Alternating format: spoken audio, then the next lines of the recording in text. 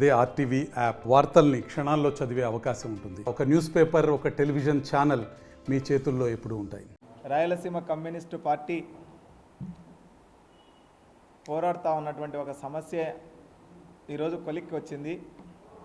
మీ అందరికీ తెలుసు, మీ అందరి సహకారంతో ఈ పోరాటం ఒక దశకు చేరుకున్నది. వాళ్ళు పెట్టడం ఏముంది, ఎప్పుడు శత్రువు పెడతాడు. జిల్లా కేంద్రానికి కూటవేటి దూరంలో ఉన్న మూలవంక దగ్గర ఊటుకూరు పొలంలో 1A 691 1B 691 ABE 718 719 సర్వే నెంబర్లలో ఉన్న ప్రభుత్వ భూమిని చెరబట్టిన బుద్ధ రియల్ ఎస్టేట్ మాఫియా ఆగడాలని ఈ ప్రపంచం ముందుకు తెచ్చింది Rayalaseema communist party. YS Jagan ముఖ్యమంత్రిగా ఉన్నప్పుడే వైసీపీ ప్రభుత్వ పాలనా కాలంలోనే సుదీర్ఘంగా దీని మీద పోరాటాలు చేశాం. ఆనాడు అధికార పార్టీ సంబంధించిన వ్యక్తులే కాబట్టి, ముఖ్యంగా ఆనాటి జిల్లాలో ప్రముఖమైనటువంటి వ్యక్తి కమలాపురం ఎమ్మెల్యే, అంతేకాకుండా జగన్కు మేనమామగా ఉన్నటువంటి రవీంద్రనాథ్ రెడ్డి ముఖ్యమైన అనుచరుడు కాబట్టి అధికారుల నుంచి స్పందన రాలేదు. అట్లాగనే ఇతరత్ర మనం చేసే ప్రయత్నాలు ఏవి సఫలీకృతం కాకుండా పోయినటువంటి పరిస్థితి ఉంది. మేము చాలా నిక్కచ్చిగా చెప్పాం, అది ప్రభుత్వ భూమి అని.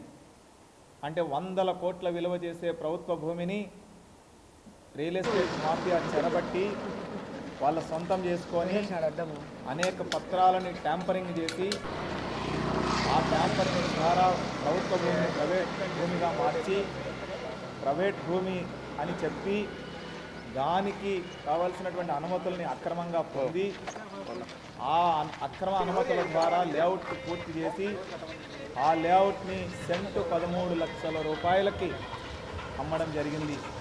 కడపలో ఉన్నటువంటి డాక్టర్లు, లేకపోతే మధ్యతరగతి ఉద్యోగులు, లేకపోతే కొద్దిగా డబ్బు పోగేసుకున్నటువంటి ఎవరైతే ఉన్నారో వాళ్ళందరూ వెళ్ళి అక్కడ కొనుక్కోవడం జరిగింది. మేము ఆ రోజే చెప్పాం, ఇది ప్రభుత్వ భూమి, ఇక్కడ కొనొద్దు అని అందరికీ.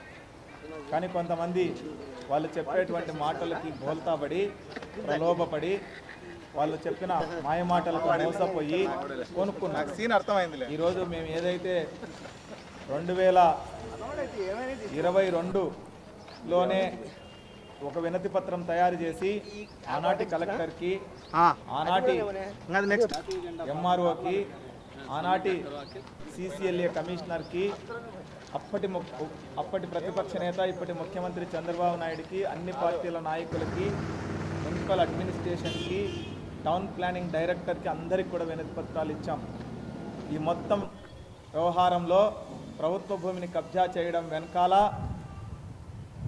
ఎంఆర్ఓ మహేశ్వర్ రెడ్డి తర్వాత ఆనాటి జిల్లా కలెక్టర్ హరికిరణ్ ఇద్దరు తమ స్వార్థ ప్రయోజనాల కోసం, పదవుల కోసం, కలెక్టర్ అధికారాన్ని కలెక్టర్గా ఉండడం కోసం హరికిరణ్ తన IAS పదవిని వైసీపీ నాయకుల కాళ్ళ దగ్గర తాకట్టు పెట్టినాడన్న విషయాన్ని నేను ఆ రోజే చెప్పడం జరిగింది. మహేశ్వర్ రెడ్డి ఇంకా తార్చినాడు వైసీపీ నాయకులకి ఎంఆర్ఓ ఆఫీస్లో ఉన్న రికార్డ్స్ని.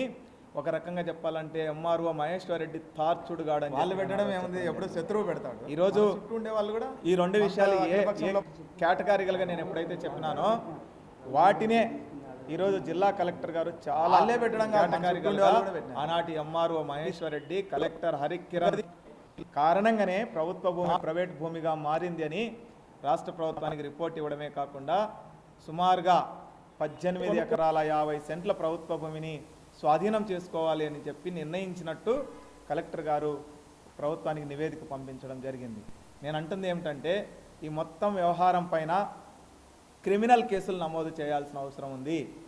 ఆ బుద్ధ రియల్ ఎస్టేట్ మాఫియా పైన క్రిమినల్ కేసులు నమోదు చేయాలి, సహకరించిన ఎంఆర్ఓ ఆఫీస్ సిబ్బంది పైన క్రిమినల్ కేసులు నమోదు చేయాలి, ఎంఆర్ఓ మహేశ్వర్ రెడ్డి పైన క్రిమినల్ కేసు నమోదు చేయాలి, ఆనాటి కలెక్టర్ పైన క్రిమినల్ కేసు నమోదు చేయాలి. దాంతోపాటు చింతకొమ్మ దిన్నే ఎస్ఐగా పనిచేసిన ఆనాటి ఎస్ఐ రాజరాజేశ్వర రెడ్డి పైన కూడా క్రిమినల్ కేసు నమోదు చేయాలి. అందరినీ కలిపి దీనిపైన విచారణ లోతుగా చేయాల్సిన అవసరం ఉంది. ఇది ఎంత అన్యాయం అంటే, ఒక ప్రభుత్వ అధికారిగా ఉండి ప్రభుత్వ సంస్థల్ని కాపాడాల్సిన వాళ్ళే ప్రభుత్వ భూముల్ని వేరే వాళ్ళకు కట్టబెట్టడం అంటే మనకు ఒక కుటుంబం నమ్మి మనల్ని నువ్వు సాక్కోమని ఒక అమ్మాయిని ఇచ్చినారు పెళ్లి చేసుకోమని, నువ్వు వేరే వాళ్ళకి తాకట్టు పెడితే ఎట్లా అమ్మాయిని? అట్లాంటి పనే ఇది అని చెప్పి నేను చెప్పదలుచుకున్నాను. ఈ మొత్తం వ్యవహారం పైన కూటమి ప్రభుత్వం అధికారంలోకి వచ్చిన తర్వాత కూటమి ప్రభుత్వం చాలా సీరియస్గా దీని మీద చర్యలు చేపట్టింది. ముఖ్యంగా ఈ మొత్తం వ్యవహారాన్ని నిగ్గు తేల్చడంలో కీలక పాత్ర పోషించిన జిల్లా కలెక్టర్ని, అట్లాగనే జాయింట్ కలెక్టర్ని, ఆర్డీఓని, చింతకమ్మ దిన్న ప్రస్తుత ఎంఆర్ఓని రాయలసీమ కమ్యూనిస్టు పార్టీ అభినందిస్తూ ఉన్నది. వాళ్ళకి ప్రత్యేకమైన కృతజ్ఞతలు తెలియజేస్తూ ఉన్నది. దీంతో పాటు ఈ మొత్తం వ్యవహారాన్ని 2002 నుంచి మేము చేస్తున్న పోరాటానికి వెన్నుదన్నుగా ఉన్నటువంటి ముఖ్యంగా ఈనాడు, ఆంధ్రజ్యోతి లేకపోతే ఇతర ప్రధాన స్రవంతి మీడియా అంతా కూడా మాకు అండగా నిలబడింది. వాళ్ళు కూడా దీని మీద చాలా గట్టిగా మాకు సహకరించినారు. వారికి కూడా కృతజ్ఞతలు తెలియజేస్తూ ఉన్నాను. దాంతోపాటు ఆ రోజు ఆంధ్రప్రభ వాళ్ళు కూడా చాలా పెద్ద వార్త రాసినారు. ఆంధ్రప్రభ నాకు లీగల్ నోటీస్ ఇచ్చినారు, అయినా కూడా మేమేం బెదరలేదు. అంతేకాకుండా ఈ మొత్తం వ్యవహారంలో ఆనాటి టీడీపీ జిల్లా అధ్యక్షుడు, ఈనాటి టీడీపీ జిల్లా అధ్యక్షుడు ప్రతిపక్షంలో ఉన్నప్పుడు శ్రీనివాసరెడ్డి చాలా గట్టిగా దీనికోసం మాకు సహకరించినాడు. ఇప్పుడు ఈ మొత్తం వ్యవహారం కొలిక్కి తీసుకురావడంలో కమలాపురం ఎమ్మెల్యే కొత్త కృష్ణ చైతన్య రెడ్డి గట్టిగా పట్టుబట్టి మా అండగా నిలబడ్డాడు. వీళ్ళిద్దరికి కూడా కృతజ్ఞతలు తెలియజేస్తున్నాం. దీంతోపాటు మాతో కలిసి టీడీపీకి సంబంధించిన హరిప్రసాద్, అట్లాగనే కాంగ్రెస్, సిపిఐ, ఇతర ఎంఆర్పిఎస్ లాంటి సంస్థలు లేకపోతే సంఘాలు చాలామంది మాతో కలిసి పనిచేసినారు. బీసీ సంఘాలు లేకపోతే మాల్ మహనాడు సంఘాలు ఇట్లాంటివన్నీ కలిసి పనిచేసినాయి. మాతో కలిసి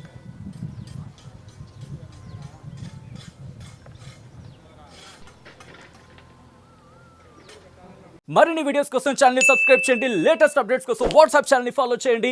అండ్ లింక్ డిస్క్రిప్షన్ లో ఉంది.